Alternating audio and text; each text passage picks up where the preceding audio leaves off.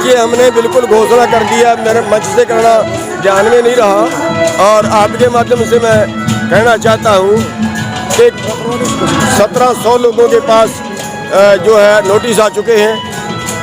कोई भी आदमी दिल्ली पुलिस के पास ना जाए, और अगर दिल्ली पुलिस कहीं भी उठाने के लिए आती है, पकड़ने के लिए आती है, तो उनका घेराव किया जाए। पूरा गांव, जो नेता हमारे गांव में घुसेंगे, कहीं रैली करेंगे, उन सब का बहिष्कार होगा।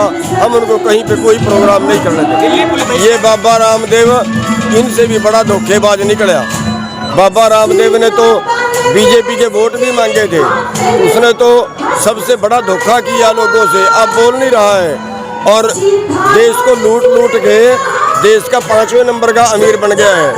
इसलिए अंबानी का, अडानी का और बाबा रामदेव के सारे सामानों का बहिष्कार करने का अनुरोध किया है कि पंचायत कोई ना रखवाए, आगे सारी पंचायतें बंद कर दें, बॉर्डरों पे ज़्यादा ध्यान दें। सर,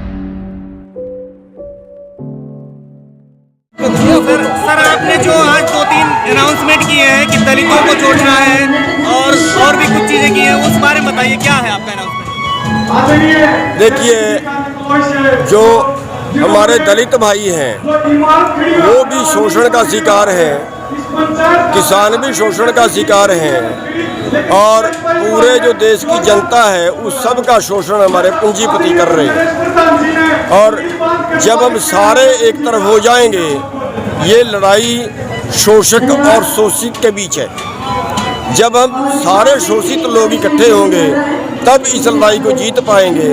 और इसलिए हमने ये कहा है कि हम सारे जाति पातियों के भेद मिटाएं, हमारे दलित भाइयों को भी साथ में जोड़ें, हर गांव में दलित भाइयों के साथ भी मीटिंग करें और उन सबको इस आंदोलन में साथ जोड़ें। और मैंने यहाँ तक भी बेनती की है कि जो हमारे दलित भाई हैं वो सर छोटू राम जी की फ़ोटो लगाएं, क्योंकि वो भी शोषित वर्ग के लिए लड़े हैं। और जो हमारे स्वर्ण भाई हैं वो बाबा अंबेडकर साहब जी की फ़ोटो लगाएं, क्योंकि वो भी शोषित वर्ग के लिए लड़े हैं। तो ये हमने आह्वान किया है। गुरनाम जी, आप तो कह रहे थे किसान महापंचायतें बंद करो, बॉर्डरों पे मोर्चा बढ़ाओ। ये जो पहले से पंचायतें रखी हुई हैं, जिनकी पहले से तारीख तय थी, उनके लिए तो आना जरूरी था। उसके बाद की हम सारी बेनती कर रहे हैं कि आगे पंचायत कोई ना रखवाए, आगे सारी पंचायतें बंद कर दें, बॉर्डरों पे ज़्यादा ध्यान दें। सरकार से तो दीवारें भी चिन दी गई हैं बॉर्डरों पे। जी, बॉर्डरों पे दीवारें भी चिन दी गई हैं, बॉर्डरों पे किले भी लगा दी गई हैं, बॉर्डरों पे जंगले भी लगा दिए गए हैं, बहुत कुछ कर दिया गया है। लेकिन जो भी वो करेंगे उस सबको बर्दाश्त करते हुए इस आंदोलन को लगातार तब तक चलाया जाएगा जब तक ये आंदोलन जीत नहीं जाते। हरियाणा के मुख्यमंत्री खट्टर, कल भी बयान आया उनका कि किसानों ने बिल तो पढ़े नहीं है, राजनीतिक पार्टियां गुमराह कर रही हैं इनको। देखिए, अगर किसानों को राजनीतिक पार्टियां गुमराह कर रही हैं तो फिर इसका मतलब बीजेपी पार्टी निकम्मी है, फिर उसके कार्यकर्ता निकम्मे हैं, उसके जो अधिकारी हैं उनके पास से वो काम नहीं ले पाते।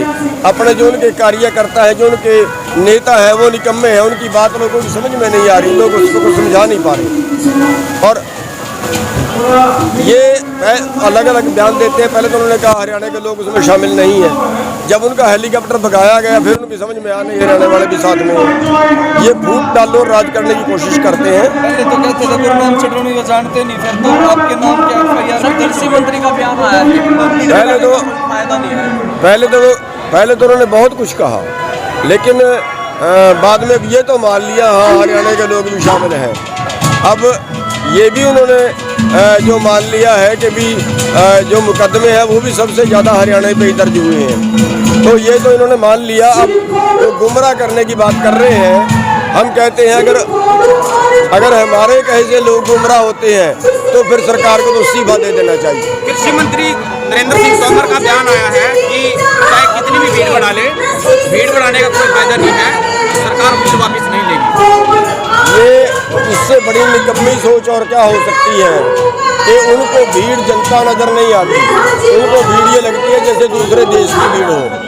अगर भीड़ है, अब ये तो मान गए कि भीड़ है, ये भी मान गए जनता है, और जो जनता की बात को ना माने तो इसका मतलब वो है कि उसमें अहंकार पैदा हो गया है और वो फिर देशद्रोह का काम कर रहे हैं, जो जनता के हित के काम ना करके जनता के विरुद्ध काम करें। कई जगह जो फसलें हैं वो जलाई जा रही है, बयान हुआ था उसके बाद ये देखिए, उसमें हमारी बेनती है कि कोई आदमी ना तो अपनी फसल बर्बाद करे और ना ही वो आत्महत्या करे। बहुत से किसान आत्महत्या कर गए हैं आंदोलन के पक्ष में।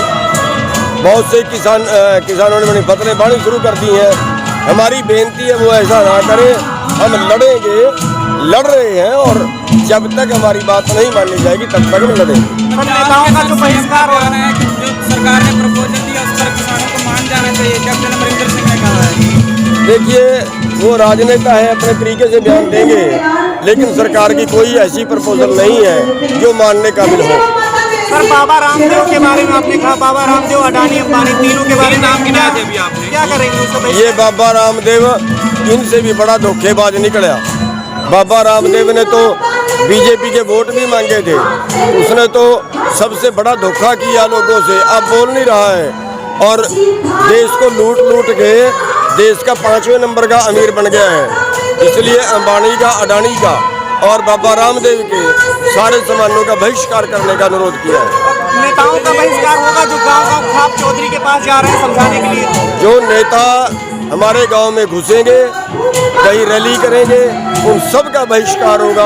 हम उनको कहीं पे कोई प्रोग्राम नहीं करने देंगे। दिल्ली पुलिस लगातार किसानों को जो गिरफ्तार करी है, पंजाब के अंदर 18 जो है पुलिस टीम है वो एक्टिव है फिलहाल, वो लगातार सुबह से शाम हो जाती है, लगातार उठा रही है किसानों को। देखिए, हमने बिल्कुल घोषणा कर दिया, मेरे मंच से करना ध्यान में नहीं रहा, और आपके माध्यम से मैं कहना चाहता हूँ कि 1700 लोगों के पास जो है नोटिस आ चुके हैं। कोई भी आदमी दिल्ली पुलिस के पास ना जाए, और अगर दिल्ली पुलिस कहीं भी उठाने के लिए आती है, पकड़ने के लिए आती है, तो उनका घेराव किया जाए, पूरा गांव इकट्ठा हो जाए, गवांड भी इकट्ठे करो, उनको घेर के बिठा लो, उनकी इज्जत मान करो, खिलाओ पिलाओ, प्रशासन कोई ज्यादती नहीं करनी, लेकिन छोड़ना नहीं। तब छोड़ेंगे जब जिला प्रशासन आके ये वादा करेगा कि अब के बाद दिल्ली पुलिस यहाँ नहीं आएगी। पश्चिम बंगाल में आप जा रहे हैं क्या? पश्चिम बंगाल जी, पश्चिमी बंगाल में जाएंगे।